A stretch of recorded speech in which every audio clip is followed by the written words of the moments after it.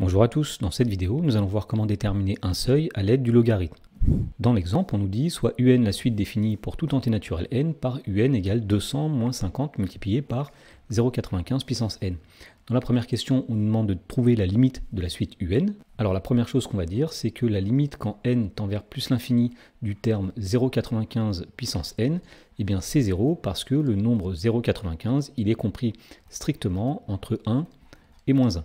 Et donc on en déduit par somme et produit des limites que la limite de la suite un, eh bien ça sera donc la limite de 200, c'est-à-dire 200 moins 50 multiplié par la limite de 0,95 puissance n, c'est-à-dire 0. Et donc la limite de un, c'est 200. Dans la question numéro 2, on nous demande de déterminer par le calcul le plus petit entier n tel que un est plus grand que 196. Alors au passage, eh bien, un tel entier n existe puisqu'on a dit que la suite un tend vers 200, donc il y a bien un moment donné où la suite un dépassera 196. Alors on va chercher le premier rang à partir duquel un dépasse 196 et pour cela on va résoudre une inéquation. Alors on va chercher quand est-ce que un est plus grand que 196. Alors en remplaçant un, ça donne 200 moins 50 multiplié par 0,95 puissance n plus grand que 196. Donc l'idée ici, ça va être d'isoler le terme qui contient n et ensuite de passer au logarithme. Alors on va commencer par faire passer le 200 de l'autre côté.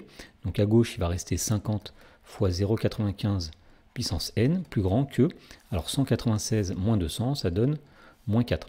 Ensuite, on va diviser des deux côtés par moins 50. Alors à gauche, si on divise par moins 50, les moins 50 vont se simplifier, il va rester 0,95 puissance n. À droite, quand on fait moins 4 divisé par moins 50, on trouve 0,08.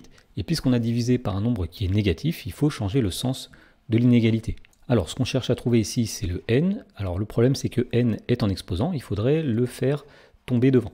Et bien pour cela, on va utiliser la fonction logarithme. Donc on va prendre le logarithme des deux côtés.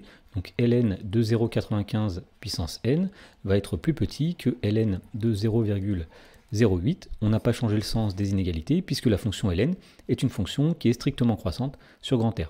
Ensuite, on va utiliser une propriété du logarithme qui dit que ln de a à la puissance n, eh bien c'est n multiplié par ln de a. Alors ici, ça va nous donner n multiplié par ln de 0,95 plus petit que ln de 0,08.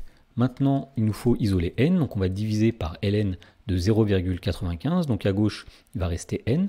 À droite, on va avoir ln de 0,08 divisé par ln de 0,95. Et pour savoir s'il faut changer le sens de l'inégalité ou non, quand on a divisé par le nombre ln de 0,95, eh bien il faut savoir si ce nombre est positif ou négatif.